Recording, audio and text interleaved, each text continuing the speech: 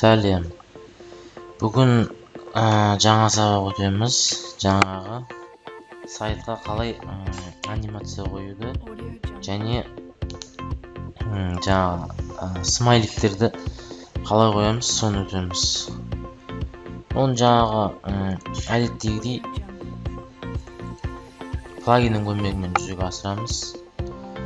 Бірінші жаңағы смайликтерді қалай қоятынын өтейік.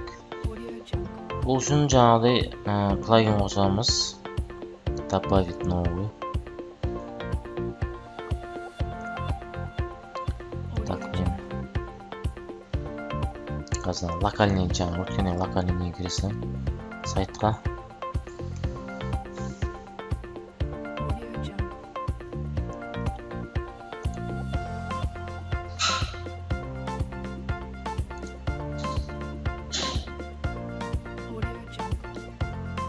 Осы жерде поиск плагинге жазамыз. Smiley деп жазамыз ағылшынша. Smiley.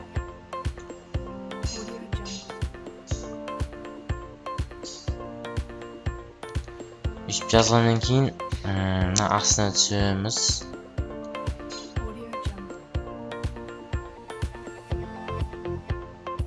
Осы жерде native emoji деген не бар, плагин. Осын қосамыз, установить.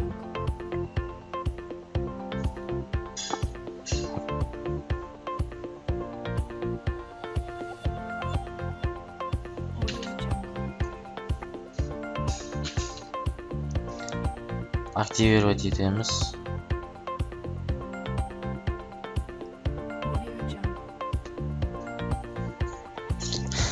Болғаннан кейін жаңағы неге кіреміз, страницаға. Осынау страница немесе записьте ол жаңа плагиннің значогы шығып тұрады. Қазір мына страницаға берейік. Осы жерде керегіміз. Мынандай значок шығып тұрады сізде. Native emoji деген. Сосын басасыз.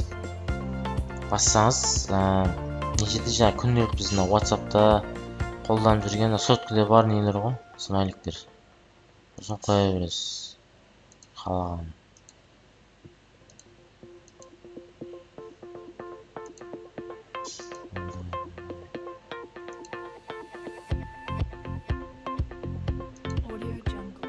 Көрейік не болған, обновить.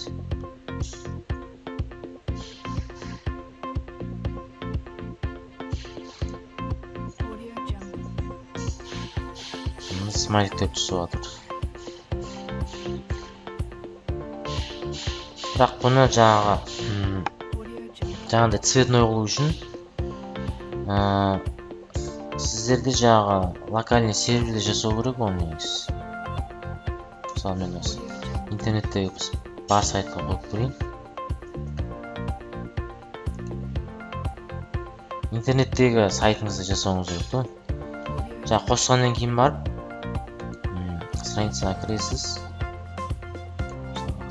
Page. Так, немесе бір страница создавать етесіз. Страница.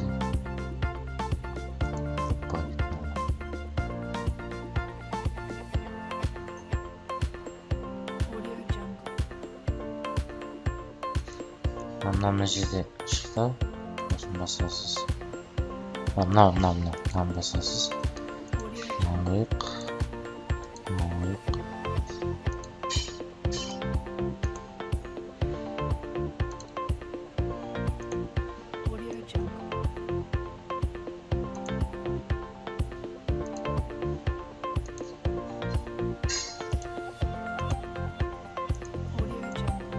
Дәу болады деп дәу болады. Бұл белгілейсіз, аяқта заголовок 2, кішкентай болады, немесе дәу болады. Публиковать.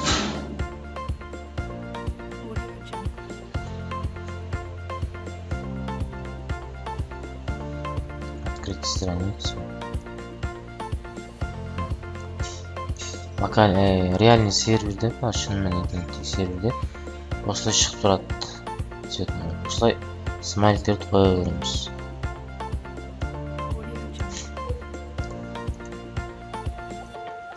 мысалға мына сайттағы мысалы смайлик берейік.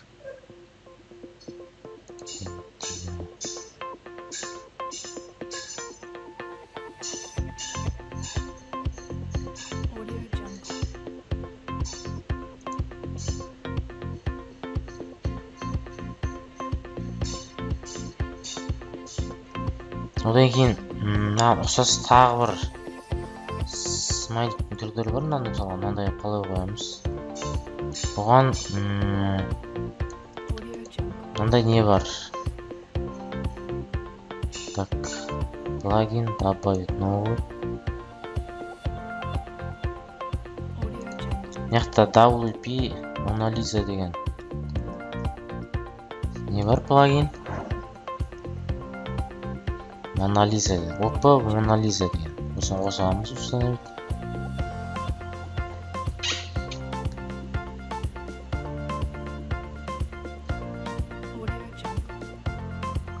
Активировать етеміз.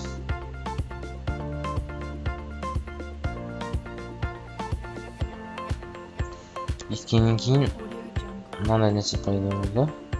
Жаңа страницамызды қойып көрейік.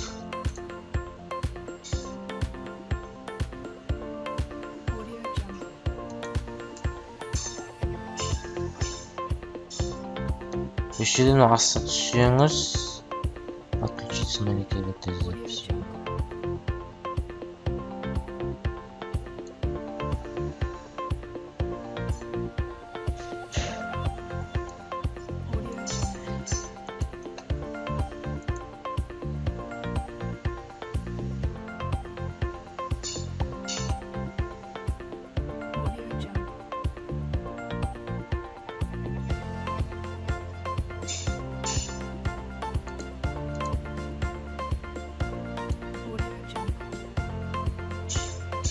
Мына смайликтер бар.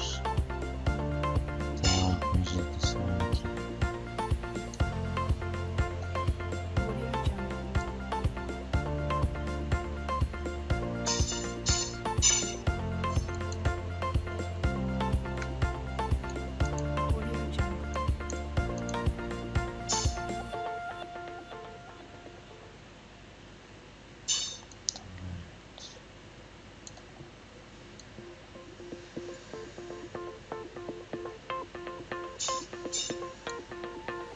Запись сияқты қойылды.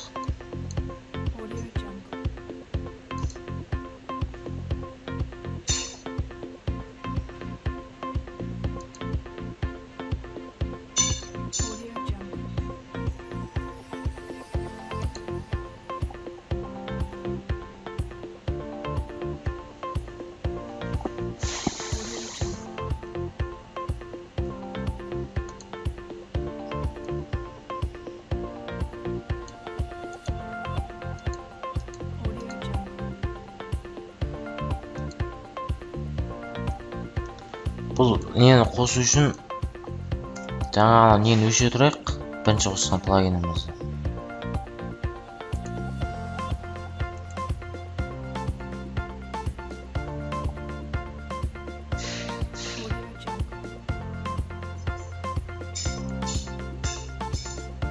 Мынаны өшіре тұрайық пока.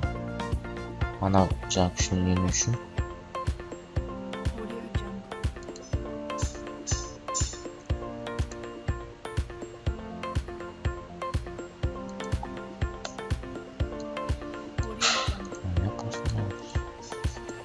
Бұл үшін мынандай болып қосылады негізі.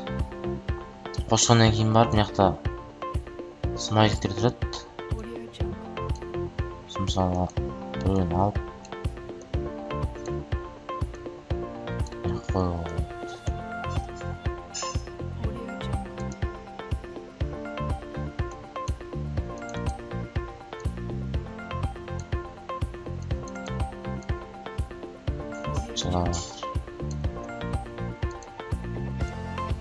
Үстінен бассаңыз қойыла берді.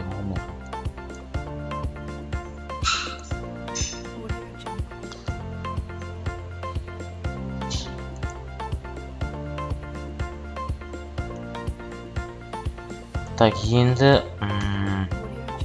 жаңағы мына нені қалай қоямыз? Жаңағы анимация дейді. Жалпы ол анимация болғанда негізі ол анимация, бірақ бұлар негізінде ана GIF файл деп аталады. Бұны жаңағы программада арнайы дайындап алады бірінші қою үшін. Мысалға ашып қарайтын болсаңыз,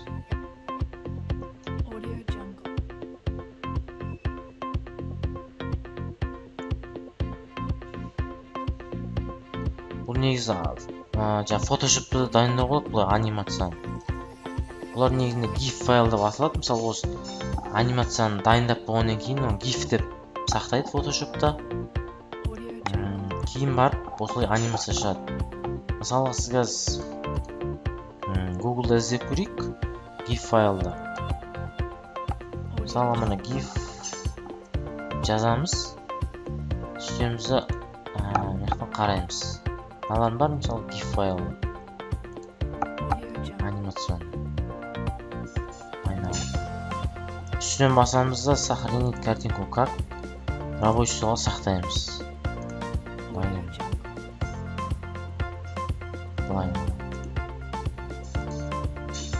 Бұндар программада дайындалған алдын ала.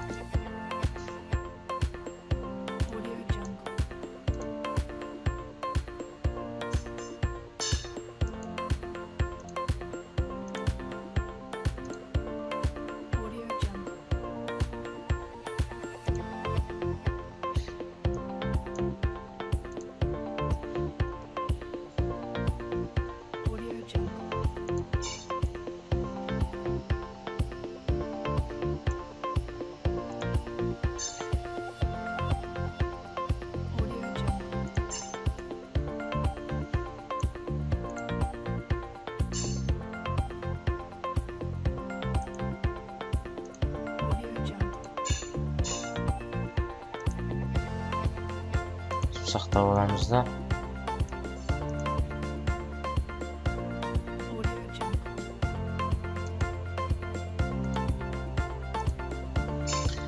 Сөйтіп, мынаға осыларды қоямыз. Загрузить файл.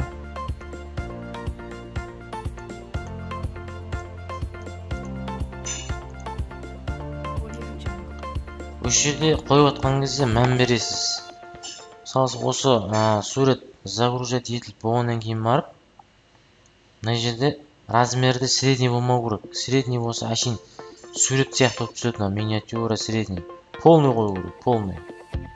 Полный болса ғана ол GIF түрінде түседі.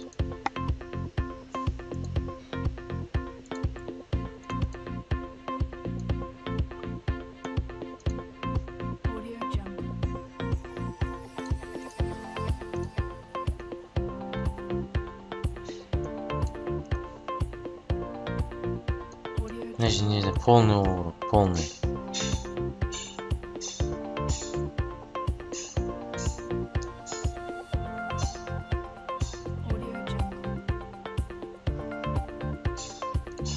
Ставить страницу.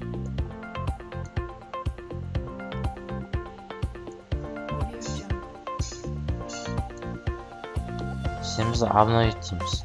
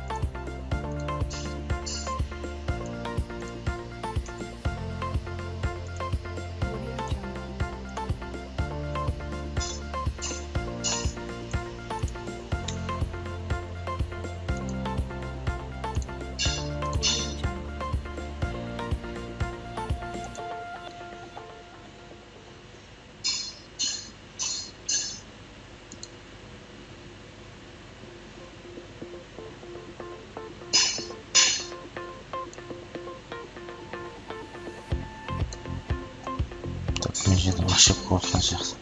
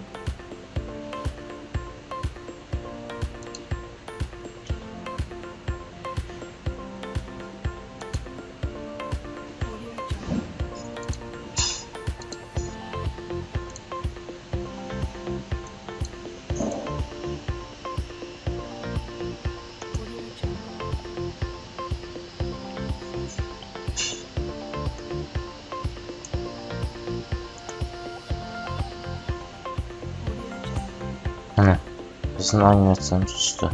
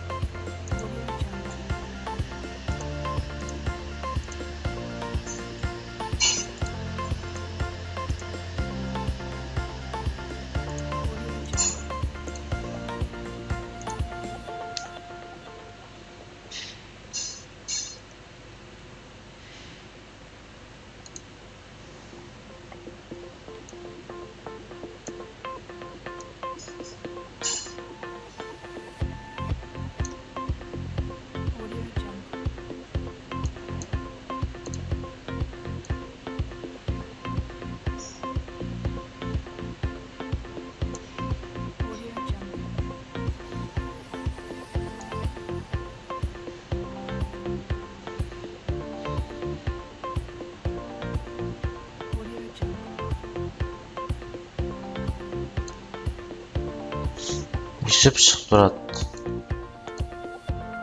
Сол үшін GIF файларды осылай алдын ала программада Photoshop'та дайындап алады.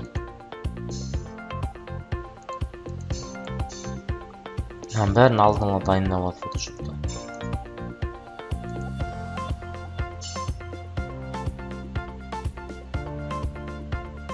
Бұл дайын түрлері да бұл.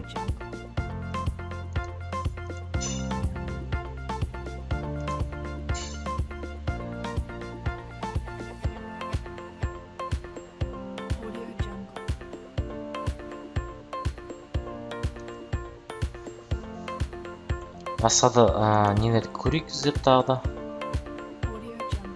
Плагин.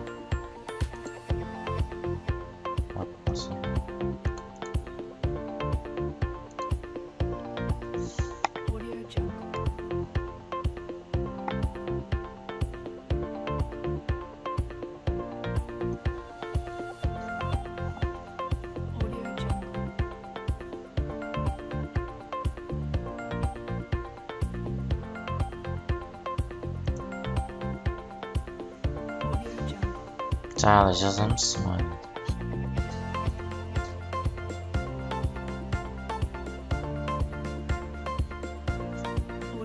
Так.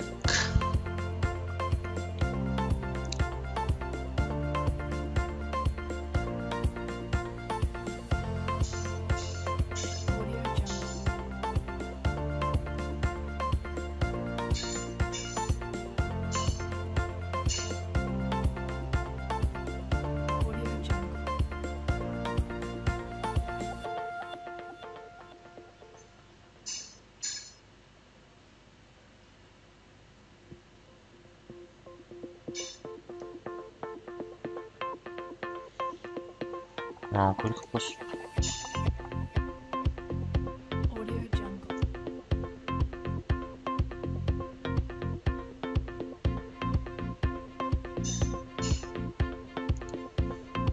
Audio Jungle. Audio Jungle.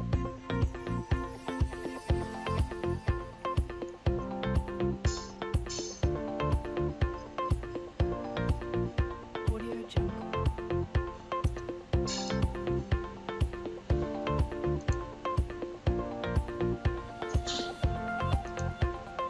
Audio Jungle. Audio Jungle.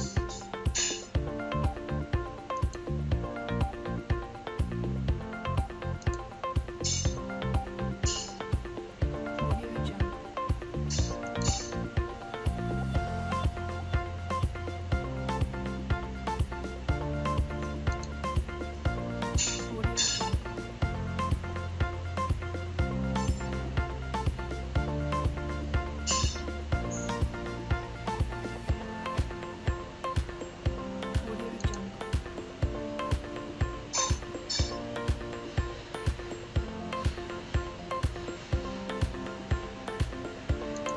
Audio Jungle. Audio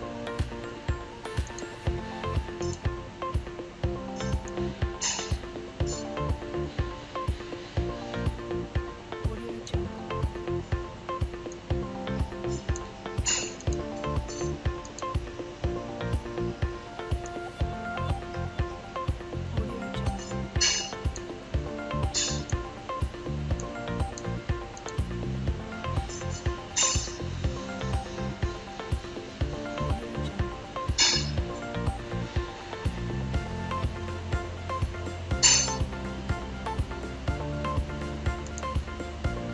Jungle.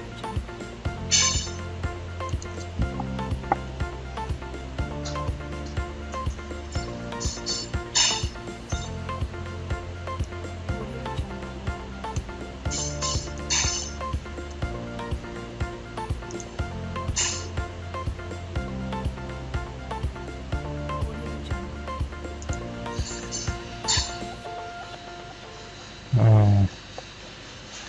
Мында символ қойсаңыз, осыны символдан деп аударып береді екен да ол.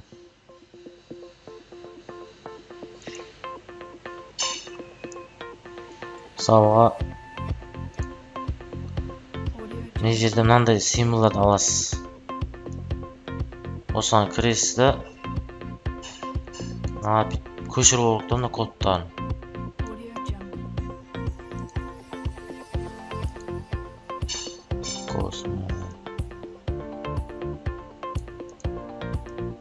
Audio Jungle. Көшіріп аласыз, копировать.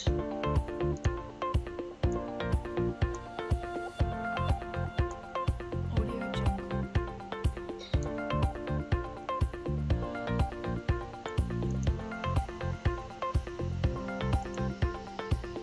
Audio Jungle.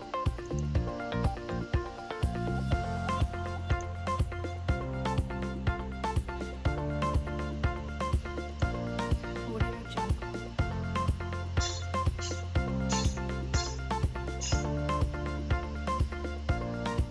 Көп тұрады екен.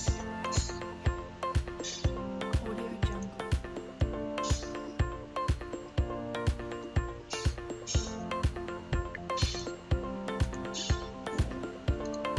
Audio Jungle. Audio Jungle.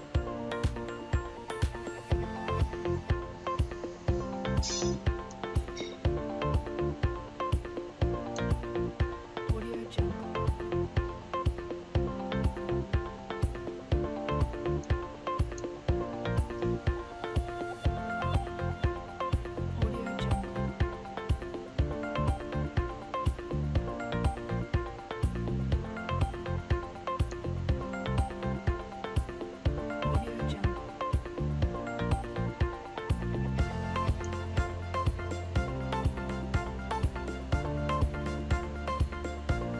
Audio Jungle.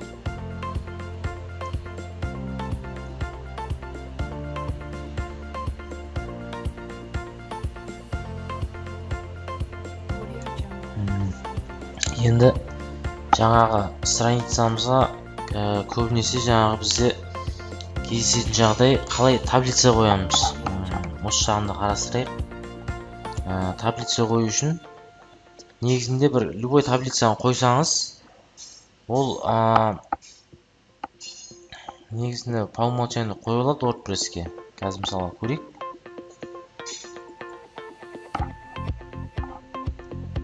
Audio Jungle.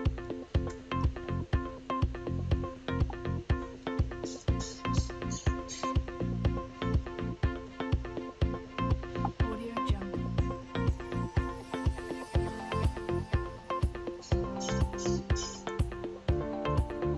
Бір таблицаны қойып көрейік қазір. Audio Jungle.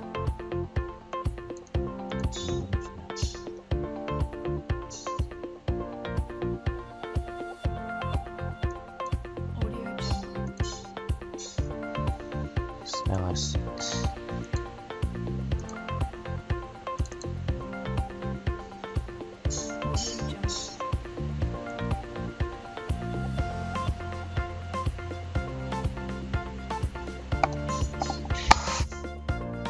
Audio Jungle.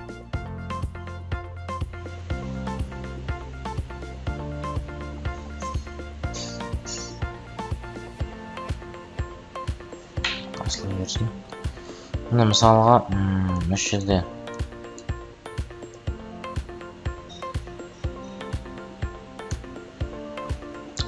таблицаны көшіріп алсақ, осысын ғана копировать. Үстемізді бір бетке саламыз. Audio Jungle.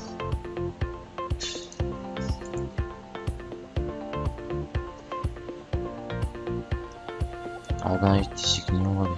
Audio Jungle.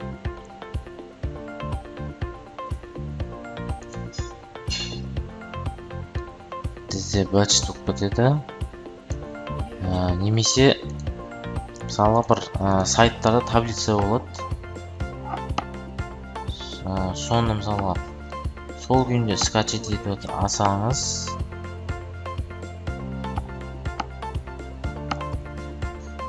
қоюға болады соны. Audio Jungle.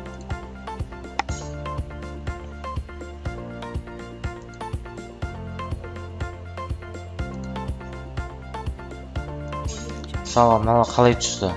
Мынаны қалай қоямыз?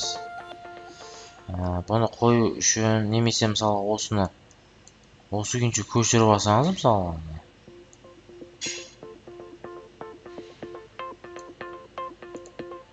копировать.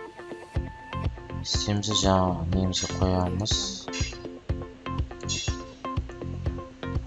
деп. Бүйтіп қойсаңыз түседі ол негіз.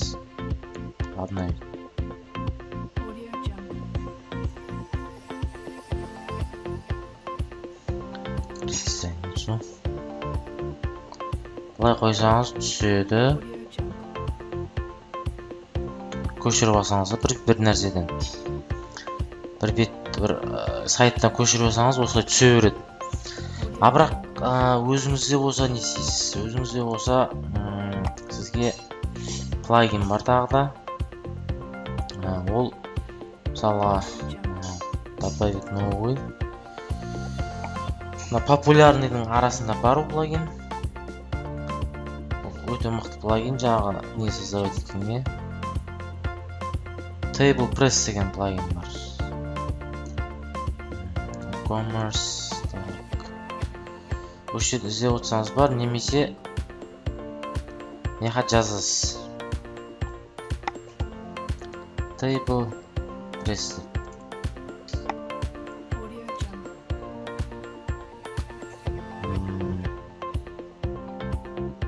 Так, Table Press. Audio Jungle.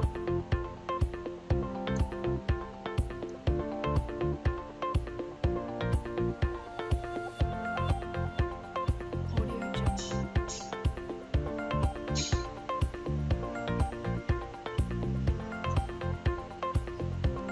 Бірге жазылады ғой все. Audio Jungle.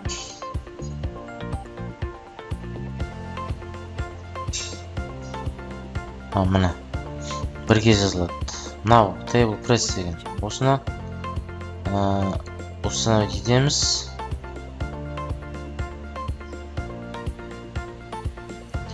бұл жерде жаңа бұл плагинді немісшеге тасқан, Tobias Butthead деген. Активировать етеміз.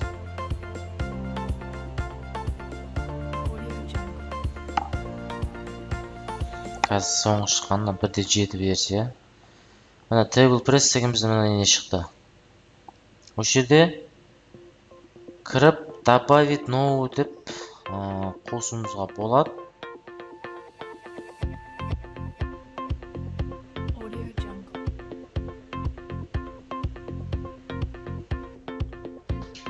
Енді осы жерде жаңағы таблицаларды қолмен осы жерде создавать етуге болады жаңасын. Немесе өзіңізде жаңа Excel файлда бар болса таблица, соны алып загружать етуге болады. Мысалға новая деп көрейік мен жерде жасап. Мен жерде жаңа таблицаның атын жазасыз.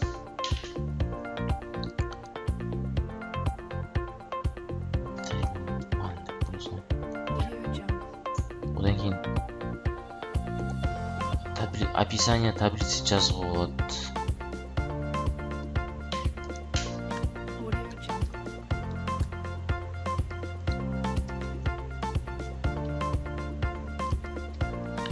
Кез келген өзіңіздің описание жазсаңыз да болады, жазбасаңыз да. Одан кейін жерде жаңа қанша жол және қанша столбс болу керек, соңғарды жазасыз. Менде 5 болып тұра берсін. Добавить таблицу деймін.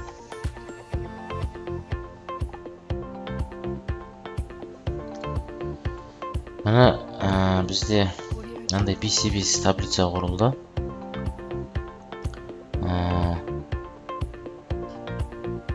Осы жерде таблицаны толтырасыз. Мысалы, біріншісіне не болады, екіншісіне не болады, үшінші бәрін толтырып болғаннан кейін барып, сіз мынау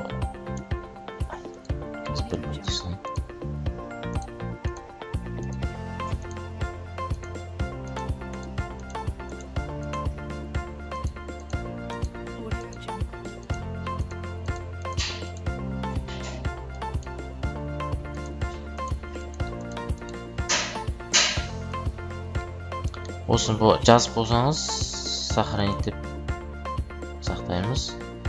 Одан кейін мына short код деп тұр, мына осы кодты аласыз. Сөйтіп өзіңіз жаңа керек бетіңізге қоясыз. Любой страница ма, запись ба, бір жеріне қоясыз. Мен қазір кез келген страницаға қойайын.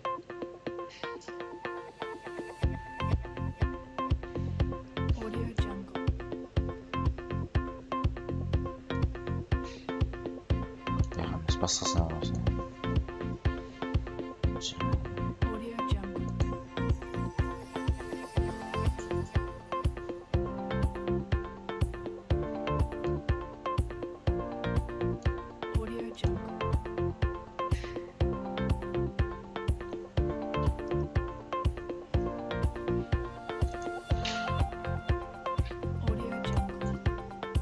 Мысалы жаңағы нені аламда кодты осы жерге қоямын. Немесе осы жерде мынандай значок пайда болды сізде. Көрдіңіз бе? Осыны басып қоюға да болады. Менде қазір мынау жаңа бір таблица бар. Осыны бассам қойылады. Осылай қоюға да болады. Сөйтем да опубликовать деймін.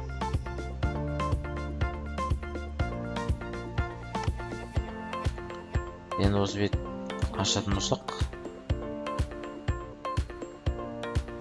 біздің неміз шықты. Жаңа таблицамыз.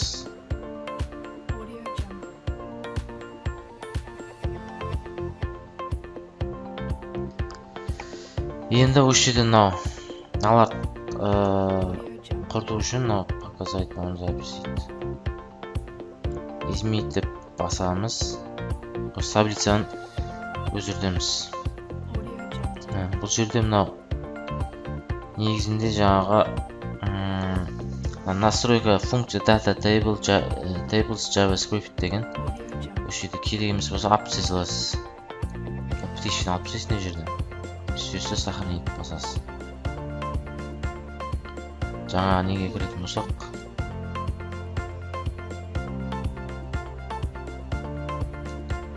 таблицамызға.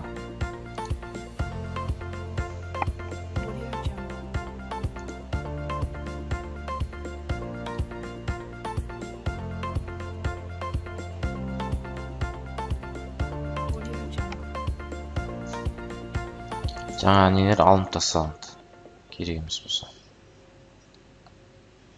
Үсіп таблицаны құра бересіз. Енді жаңағы нәрселер енді өтейік. Қалай өзімізде мысалы таблица бар болса, соны қалай жүктейміз осы жерге. Соны өтейік. Ол үшін Table Press'ке ораламыз. Осы жерде мынау импорт деген бар. Импортқа басасыз. Одан кейін жаңағы өзіңіздің Excel файлдағы таблицаңыз аласыз. Мен мысалға мына жерде бір кез келген таблицаны ала салайын.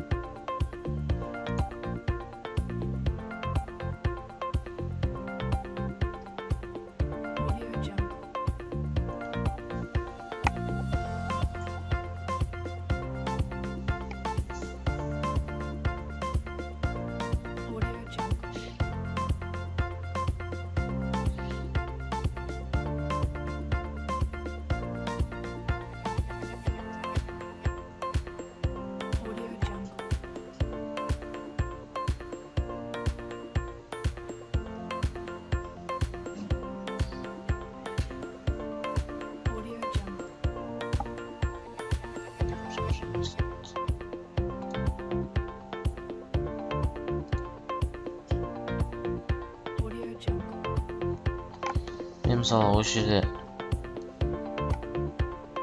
таблицаны ала саламын.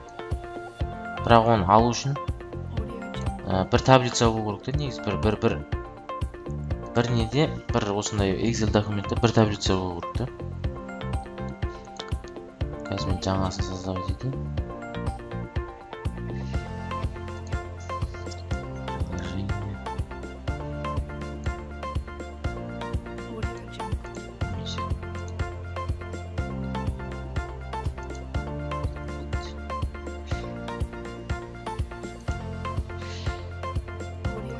Жаңа таблицаны осы жерге қоямын.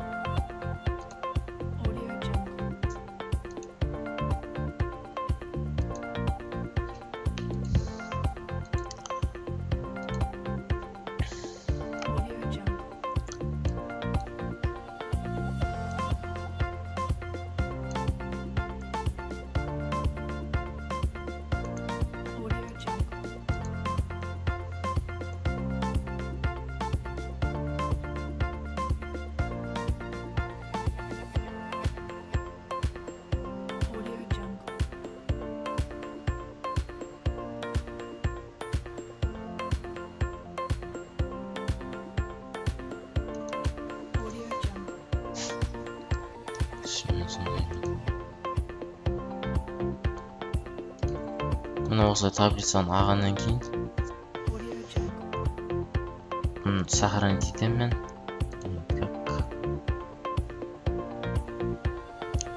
Компьютерге сохранить етемін. Рабочий стол.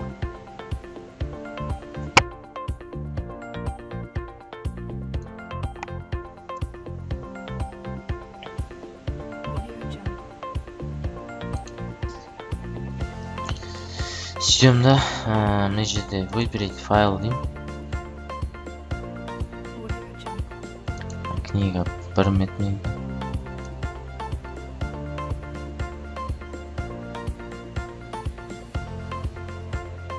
Audio Jungle. Книга 1 деймін. Открыть деймін. Такой не аласыз да, одан кейін импортировать деген басамыз.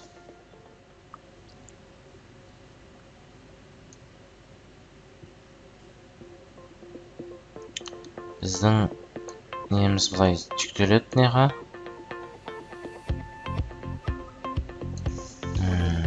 Осы жерде жүктеп болғаннан кейін кез келген уақытта осы жерде өзгертуіңізге болады. Audio Jungle. Мысалға, мына жерде работа с таблицей деген бар. Осы жерде мына осы таблицамен жұмыс істеуіңізге болады. Мысалға, осында бір срокты өшіріп тастауға болу керек болады сізге.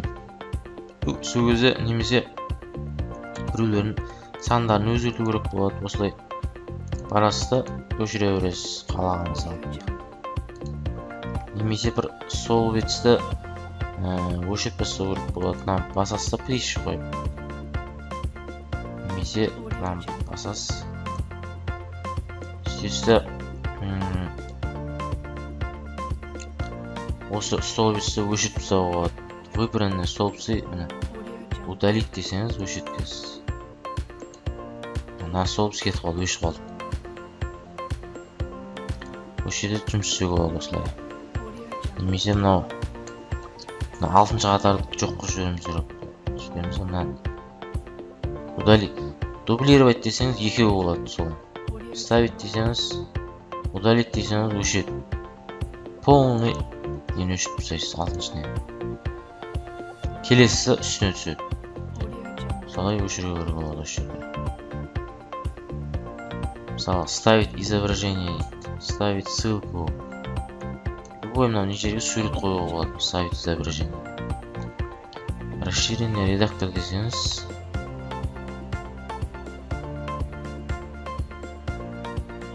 бірінен таңдайсыз мына жерде. Расширение басуға болады. Мына жерде жаңағы таблицаның параметрлері бар.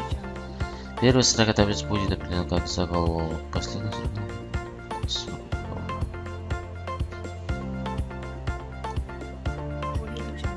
Мына жерде жаңағы настройка функция data tables javascript дейді. Бұл жерде енді мысалы осыны көрейік қойып қазір аяққа. Осы сохранить етеміз. Сөйтеміз жаңағы страницаға кіреміз. Менде table еді.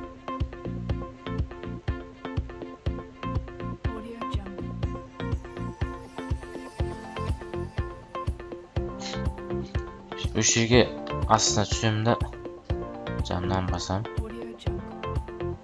Сөйтіп мынаны қоямын. Екінші жерде ол біз книга 1. Осыны қоямын. Бұл жерде обновить деймін.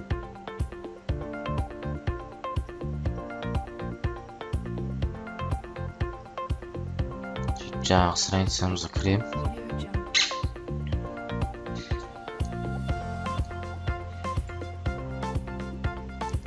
Қойған таблицаны түсірген.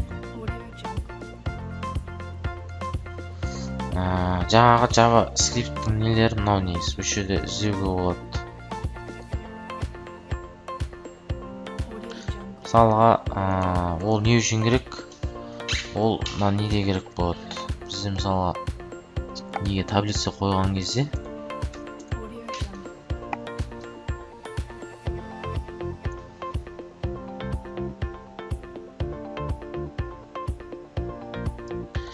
мысалы мына жерде график работамыз.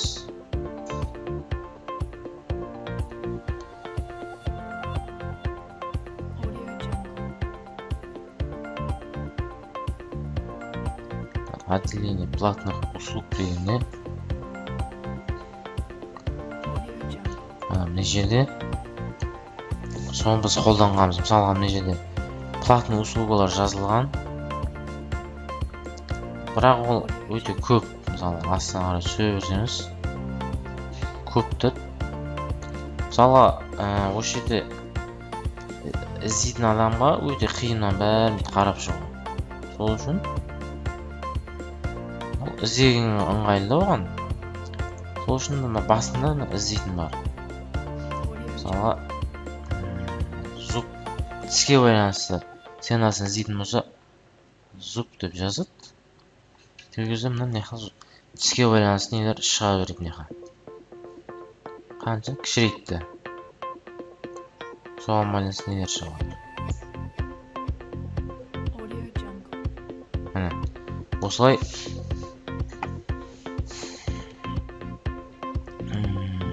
нені жеңілдетуге болады таблицаны. Ол үшін жаңа айтқандай, мысалы мына жерде де бар. Оны записить. Изменить етіп көрейік.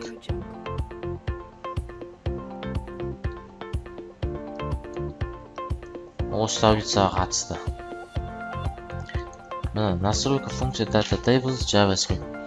Использование активной функции Data Tables. Использовать в этой таблице активную функцию Data Tables JavaScript. Осы жерге приш қойсаңыз, астындағылар жұмыс істелінеді. Мысалға, включить сортировку таблицы пользователем. Включить сортировку таблицы пользователем. Кез келген адам жаңағыдай іздей алады. Сол үшін енді пришқа қоясыз. Предоставить возможность пользователю делать выборку данных в таблице. Ввиду представления будет показывать только выбранное. Жаңағы іздейтін орны. Включить разбивку таблицы на странице на каждой странице.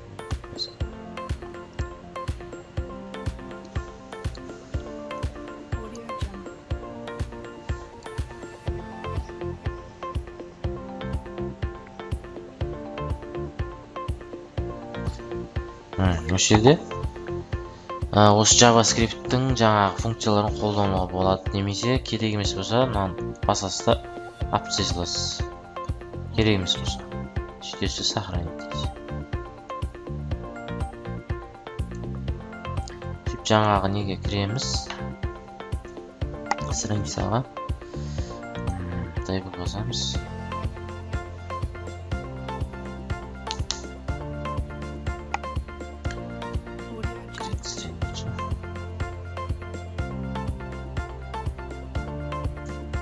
Кереміз болса, осылай алып тастай саласыз жаңағыларды. Қалғандары тұра береді. Таблицаны міне осылай WordPress сайтқа қойып үйрендік.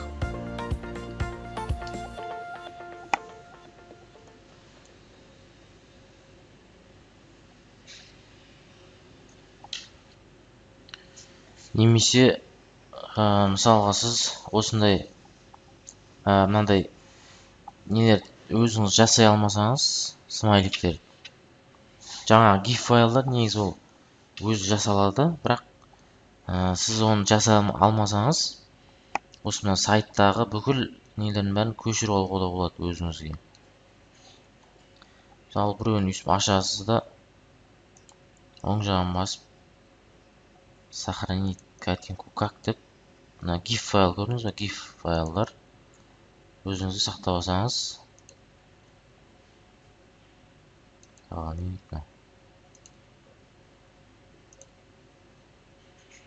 кез келгенін алып сақтап алуға өзіңізге.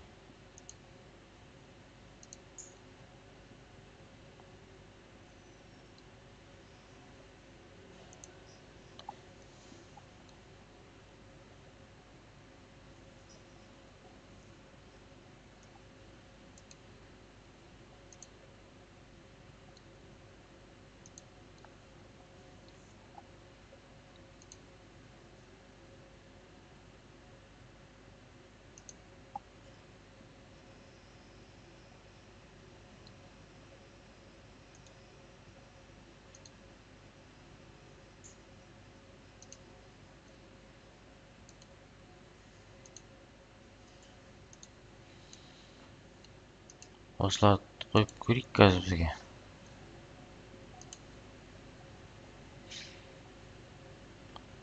Страницаға кіреміз. Добавить мама.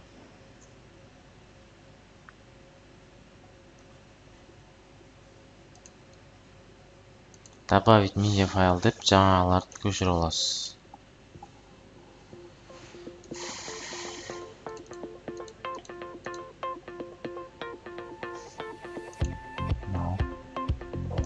Audio Jungle.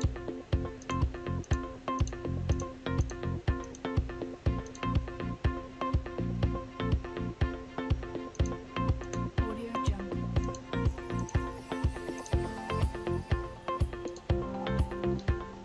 Жерде әдеттегідей размер полный болу керек. Полный. Audio Jungle. Полный болмаса онда ашпайды.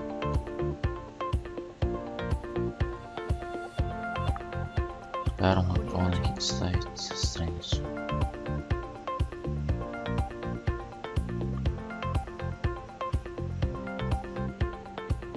Audio Jungle.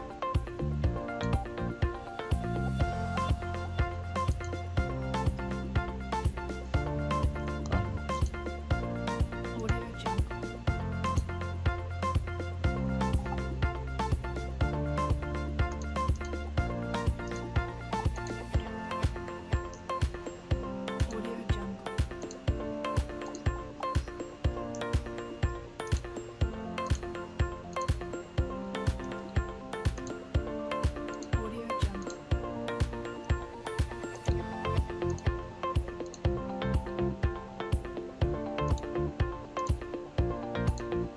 Audio Jungle. Audio Jungle.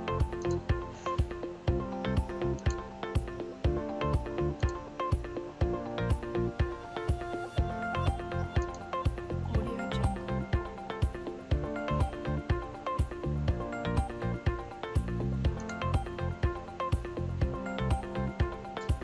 Мына былай өшіп сайтқа қоюыңызға болады.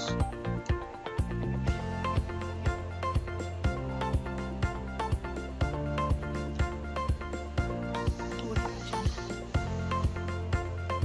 Сол сияқты жаңағы кез келген алып көшіріп алсаңыз да болады, негізі бәрін. Бір папкаға жинап, кейін сайтқа қоюыңызға болады. Объятие.